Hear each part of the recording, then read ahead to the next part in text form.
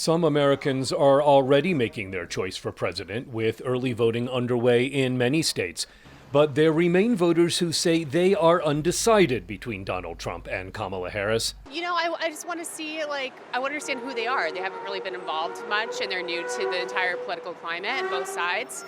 They come from both interesting different backgrounds, and I want to see who they are and how they represent their candidates. Undecided voters are about 3% of the electorate, according to public opinion polls.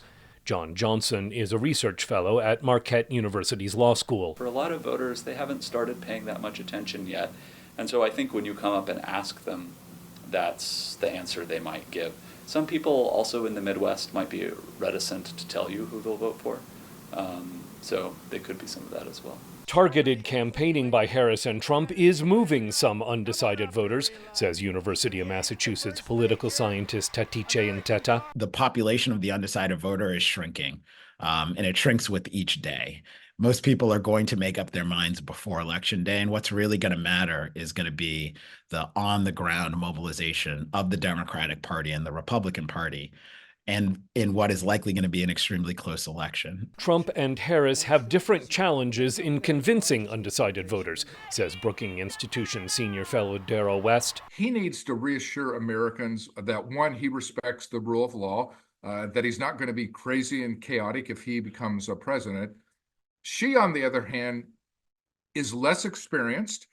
She took positions a few years ago that were much more liberal than the policies that she's espousing now. So she has to reassure voters that it's the Kamala Harris of today that they're going to get as president. Trump, as the better known of the candidates, has both advantages and disadvantages when it comes to undecided voters, says Johnson. Donald Trump is a candidate running for the third time for president, so most people have strong opinions about him already.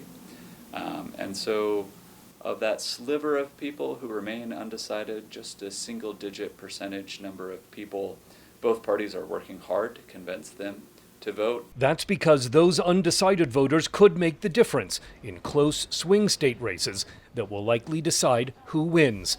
Scott Stearns, VOA News.